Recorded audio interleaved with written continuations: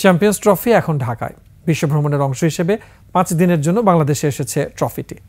পাকিস্তান আফগানিস্তান হয়ে 10 ডিসেম্বর সমুদ্র শহর কক্সবাজারে প্রথম জনসম্মুখে প্রদর্শিত হয় ট্রফিটি।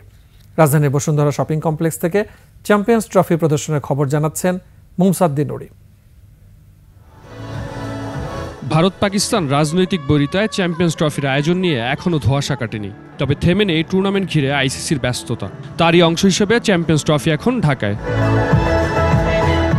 11 ডিসেম্বর সমুদ্র শহর কক্সবাজারে প্রথম ট্রফিটি সর্বসাধারণের জন্য উন্মুক্ত করা হয়। এরপর বসুন্ধরা শপিং কমপ্লেক্সে হলো এর দ্বিতীয় প্রদর্শনী।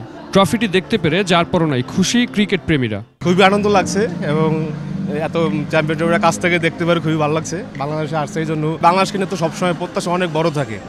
এখন দেখা যাক মাঠে গিয়ে কতটুকু প্রত্যাশা পূরণ করতে পারে।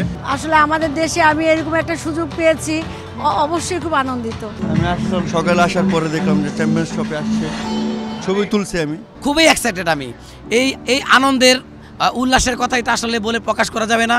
এই ট্রফিকে কাছে ছুঁতে পেয়ে দেখতে পেয়ে সত্যিই এটা আমি খুবই আনন্দিত। টুর্নামেন্টকে ঘিরে উন্মাদনা তৈরি করতেই এমন উদ্যোগ নিয়েছে বিশ্ব ক্রিকেটের নিয়ন্ত্রক সংস্থা আইসিসি। সহযোগিতা করছে দুবাই ভিত্তিক বহুজাতিক কোম্পানি ডিপি ওয়ার্ল্ড। 13 ডিসেম্বর পর্যন্ত ট্রফিটি বাংলাদেশেই থাকবে। এরপর ফিরে যাবে দক্ষিণ আফ্রিকায়। সেখান থেকে অংশগ্রহণকারী বাকি দেশগুলো ঘুরে ফিরে যাবে আয়োজক দেশ পাকিস্তানে।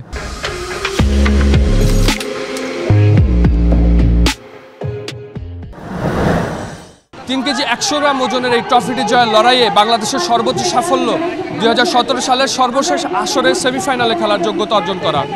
টাইগার সমর্থকরা প্রত্যাশা করছেন এই ট্রফি জয়ের মাধ্যমেই বাংলাদেশের আরাধ্য যেই লক্ষ্য, কোনো একটি বৈশ্বিক টুর্নামেন্টে চ্যাম্পিয়ন হওয়া, সেই লক্ষ্য হয়তো এবার ঘুচবে।